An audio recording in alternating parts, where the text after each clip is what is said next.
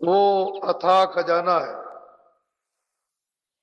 उस खजाने का, उन रूहों का, उन जीवात्माओं का कोई भी पारावार नहीं। वहां से निकाल कर ये सब की सब यहां भेजी गई।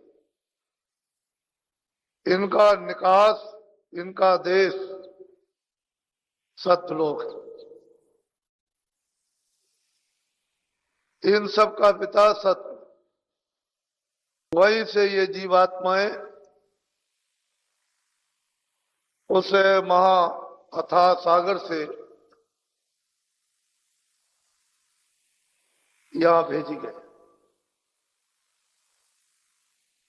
यहां उनका कोई घर नहीं, न मृतलोक है, न स्वर्गलोक है, न बैकुंठ लोक है, न शक्ति लोक है, न ईश्वर लोक, न माया का लोक, न ब्रह्म लोक, न प्रकृति का, न वो मतलब पार ब्रह्म है, न मां। ये सारी जीवात्माएं सत्य, सत्पुरुष के हुक्म और इच्छा से, सत्पुरुष की मौज और मर्जी से एक ही सनातन और अनाथ का रास्ता। जब जीवात्माएं यहां मृतलोक में लाई गई और ये शरीर मसाला मिलाकर तैयार किया गया, तो जीवात्माओं को दोनों आंखों के मध्य भाग में बैठा दिया। उस समय पर जीवात्माओं में होश था, ज्ञान था, शक्ति थी, आनंद था और मुक्त था। उस समय पर किसी प्रकार की कोई रुकावट नहीं, न पाप की थी, न पुण्य की थी, न कोई धर्म की थी, न कर्म की थी, न दफ्तर की है, न दुकान की है, न खेती की, न ब्राह्मणों की है, न क्षत्रिय की है, और न मंदिर की है, न मस्जिद की, न गुरुद्वारा, कोई रुकावट। सारी की सारी जीवात्माएं मनुष्य दोनों आंखों के मध्य भाग में इस मंदिर में बैठ करके और निरंतर हर रोज प्रतिरोज जब चाहे, क्षणों में चाहे तो क्षणों में मालिक का दीदार और दर्शन उस सत्पुरुष का सतलोक में करती थी। रोज इनका आना, रोज आना, पलक मारते पहुंचना, पलक मारते वापस आ जाना। इन जीवात्माओं की ये गति थी आने और जाने की, और इस गति से कोई भी चीज संसार में आ जा नहीं सकती। इतनी इनकी तेज रफ्तार थी आने और जाने की। सारी जीवात्माओं का, रूहों का एक ही रास्ता। शब्द इनको, नाम इनको आवाज ले आई। उसी आवाज रेलगाड़ी पर, जहाज पर बैठी हुई थी।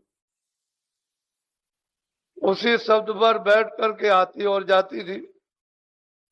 उसी पर इनको पूर्ण शक्ति प्राप्त थी, पूर्ण ज्ञान प्राप्त था, पूर्ण आनंद प्राप्त था, स्वतंत्र थी, निर्भय थी और अखंड थी। सारी जीवात्माओं का एक था। या कोई किसी छोटे बड़े जात पात का कोई भी किसी तरह का भेदभाव नहीं।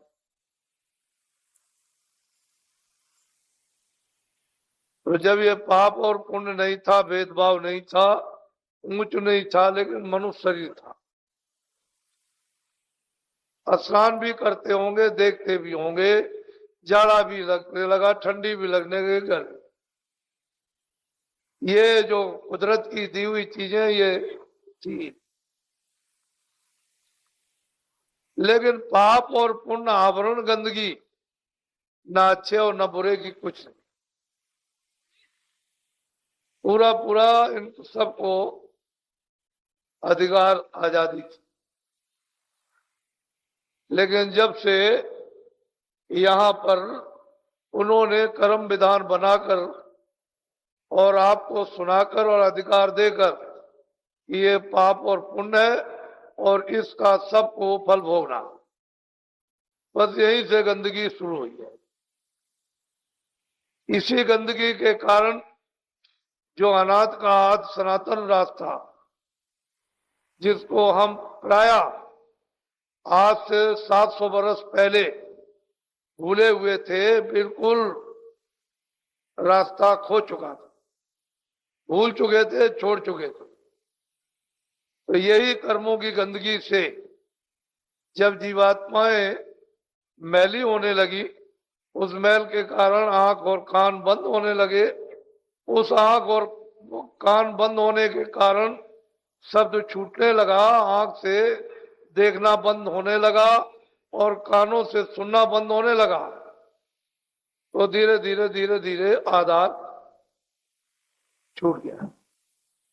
जो नाम का था, शब्द का था, जिसके द्वारा क्षण में जाना क्षण में आना, वो आधार आपका छूट।